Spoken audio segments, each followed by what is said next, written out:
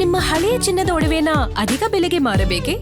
ಆಟಿಕಾಗೆ call ಮಾಡಿ 8880 Attica gold company. Raghu Achar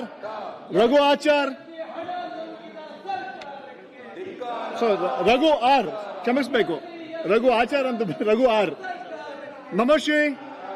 Namoshi Bosraj. ಸನ್ಮಾನ್ಯ ಸಭಾಪತಿಗಳೇ, 291 ಪ್ರಶ್ನೆಯನ್ನು ಮಾನ್ಯ ಪರಿಶಿಷ್ಟ ಪಂಗಡ ಕಲ್ಯಾಣ ಸಚಿವರು ಹೇಳಿ ಕೇಳ್ತೀನಿ. ಒಂದ್ ನಿಮಿಷ ಮಂತ್ರಿಗಳು ಎಲ್ಲಿದ್ದಾರೆ? ಮಾನ್ಯ ಸಭಾಪತಿಗಳೇ, ಮಂತ್ರಿಗಳು ಮೈಸೂರಿನಲ್ಲಿ ಒಂದು ಬುಡಕಟ್ಟು ಭಾಷೆಗಳ ಒಂದು ಕಾನ್ಕ್ಲೇವ್ ಇದೆ ಅಂತ ಹೇಳಿ ಕೇಂದ್ರದ ಮಂತ್ರಿಗಳು ಬರ್ತಾ ಇದ್ದಾರೆ ಅಂತ ಹೇಳಿ ಅವ್ರು ಅಲ್ಲಿಗೆ ಅಟೆಂಡ್ ಮಾಡಬೇಕಾಗಿದ್ರಿಂದ ಉತ್ತರ ನನಗೆ ಕೊಡಕ್ಕೆ ಹೇಳಿದ್ದಾರೆ ಸಭಾಪತಿ. ನೆಕ್ಸ್ಟ್ ಟೈಮ್ ಅವ್ರಿಗೆ ಹೇಳಬೇಕು, ಸದನ ನಡೆಯುವಾಗ ಯಾವುದೇ ಕಾರ್ಯಕ್ರಮಕ್ಕೆ ಹೋಗಬಾರ್ದು, ಸದನದ ಕಲಾಪಗಳ ಭಾಗಿಯಾಗಿ ಅವರ ಪ್ರಶ್ನೆಗಳ ಉತ್ತರ ಕೊಡಲೇಬೇಕು ಅವರು. ಈ ಸಲ ನಾವು ಮಾಡ್ತೀವಿ, ನೆಕ್ಸ್ಟ್ ಟೈಮ್ ಅವ್ರಿಗೆ ಹೇಳ್ಬಿಡಿ ಅಷ್ಟೇ. ಖಂಡಿತ ಸಭಾಪತಿಗಳೇ, ನಾನು ಸಚಿವರಿಗೆ ಹೇಳ್ತೀನಿ ಸರ್. ಮಾನ್ಯ ಸಭಾಪತಿಗಳಿಗೆ ಗೌರವಾನ್ವಿತ ಬೋಸರಾಜ್ ಅವರ ಉತ್ತರಕ್ಕೆ ಪ್ರಶ್ನೆ ಕೊಡಲಾಗಿದೆ. ಅವ್ರಿಗೆ ಹೇಳಿ ಆದಷ್ಟು ಈಗಾಗಲೇ ಅನೇಕ ವರ್ಷಗಳನ್ನು ನಡೀತಾ ಇದೆ. ತಕ್ಷಣ 200 ಲಕ್ಷ ಸ್ಯಾಂಕ್ಷನ್ ಮಾಡಿ ಮಂಜೂರಾತಿ ಮಾಡಿ ಅವ್ರಿಗೆ ಅವಕಾಶ ಕೊಡ್ಬೇಕಂತ.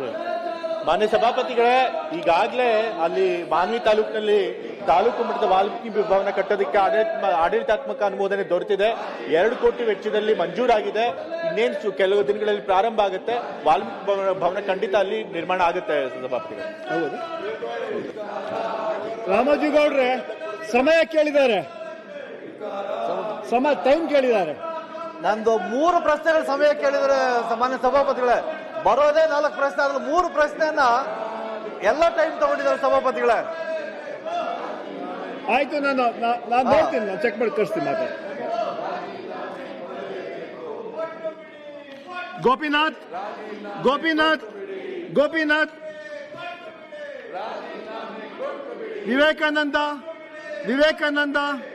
ವಿವೇಕಾನಂದ ತಿಪ್ಪಣ್ಣ ಕಮಕ್ನೂರ್.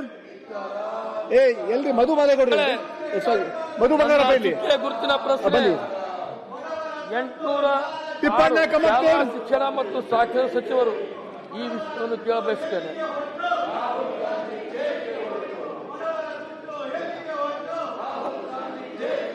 ಅಧ್ಯಕ್ಷ ಉತ್ತರವನ್ನು ಒದಗಿಸಲಾಗಿದೆ. ಮಾನ್ಯ ಸಭಾಪತಿಗಳೇ, ಉತ್ತರವನ್ನು ಕೊಟ್ಟಿದ್ದಾರೆ. ನಾನು ಕೇಳಿದ್ದು ಕಲಬುರಗಿ ಜಿಲ್ಲೆ ಆಳಂದ್ ತಾಲೂಕಿನ ಸಂಗೋಳಿ ಗ್ರಾಮದ ಸರ್ಕಾರಿ ಹಿರಿಯ ಪ್ರಾಥಮಿಕ ಶಾಲೆಯ ಕಟ್ಟಡ ತಾರಸಿಯ ಗಾರೆ ಕುಸಿದು ಬಿದ್ದಿರುವ ಸರ್ಕಾರದ ಗಮನಕ್ಕೆ ಬಂದಿದೆ. ಭಾನುವಾರ ರಜೆ ಇದ್ದುದರಿಂದ ಅನಾಹುತ ತಪ್ಪಿರು ನಿಜವೇ ಅಂತ ಕೇಳಿದ್ದೇನೆ. ತಾವು ಇದು ನಿಜವಂತ ಹೇಳಿದ್ದೀರಿ ನಿಮ್ಮ ಉತ್ತರದಲ್ಲಿ. ಈಗ ರವಿವಾರ ಇತ್ತು ಸರ್, ಅವತ್ತು ರವಿವಾರ ಇತ್ತು. ಒಂದು ವೇಳೆ ವರ್ಕಿಂಗ್ ಡೇ ಇತ್ತು ಅಂದ್ರೆ ಅಲ್ಲಿದ್ದಂತೆಲ್ಲ 106 ಮಕ್ಕಳು ಸತ್ತು ಹೋಗ್ತೀವಲ್ಲ ಸರ್. ಅದಕ್ಕೆ ಈ ಪ್ರಕರಣ ಹಿಂಗಾಗಿದ್ದು ಹೌದು, ನನ್ನ ನಾಲೆಜ್ ಬಂದಿದೆ ಅಂತ ಹೇಳಿ ಏನು ಕ್ರಮ ಕೈಗೊಂಡಿದ್ದಮ್ಮ ನನಗೆ ಹೇಳಿಲ್ಲ, ಇದರ ಏನು ಹೇಳಿಲ್ಲ. ತಾವು ಕೇವಲ ಉತ್ತರದಲ್ಲಿ ಹೌದು ಅಂತ ಹೇಳಿದ್ದೀರಿ. ಆಮೇಲೆ ಕಲಬುರಗಿ ನಗರದ ಸರ್ಕಾರಿ ಮಹಿಳಾ PU ಕಾಲೇಜಿನ ಕಟ್ಟಡವನ್ನು 2015-16ರಲ್ಲಿ ನಿರ್ಮಿತಿ ಕೇಂದ್ರದಿಂದ ನಿರ್ಮಿಸಲಾಗಿದ್ದರೂ ಕೇವಲ 8-9 ವರ್ಷಗಳಲ್ಲಿ ಛಾವಣಿ ಕುಸಿದು ಬಿದ್ದಿದೆ.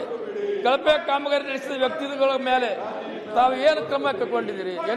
ಹಿಂದಕ್ಕಿನ ಕಾಲಕ್ಕೆ ಒಂದು ಕಟ್ಟಡ ಕಟ್ಟಿದ್ರೆ 106 ವರ್ಷಗಳ ಕಾಲ ಇರ್ತಿತ್ತು, 50-60 ವರ್ಷಗಳ ಕಾಲ ಇರ್ತಿತ್ತು. ಕೇವಲ 8-9 ತಿಂಗಳಲ್ಲೇ ಈ ಮೇಲ್ಛಾವಣಿ ಬಿದ್ದಿದ್ದರಿಂದ ಆ ನಿರ್ಮಿತ ಕೇಂದ್ರದವರ ಮೇಲೆ ತಾವು ಏನು ಕ್ರಮ ಕೈಗೊಂಡಿದ್ದೀರಿ? ಅವ್ರಿಗೇನು ಬ್ಲ್ಯಾಕ್ ಲಿಸ್ಟ್ ಸೇರಿಸಿದ್ರೆ ಅಥವಾ ಅವ್ರ ಮೇಲೆ ತನಿಖೆ ಶುರು ಮಾಡಿದ್ರೆ ಅದನ್ನು ತಾವು ಹೇಳಿಲ್ಲ ತಮ್ಮ ಉತ್ತರದಲ್ಲಿ.